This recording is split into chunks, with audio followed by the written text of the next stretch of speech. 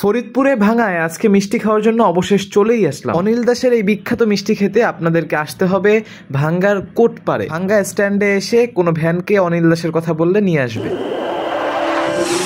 আসসালামু আলাইকুম প্রিয় দর্শক, কেমন আছেন সবাই? আশা করছি সকলেই ভালো আছেন ও সুস্থ আছেন। আজকে আমরা চলে এসেছি ভাঙ্গার ঐতিহ্যবাহী মিষ্টি খাওয়ার জন্য এবং এটা অনেক বেশি বিখ্যাত।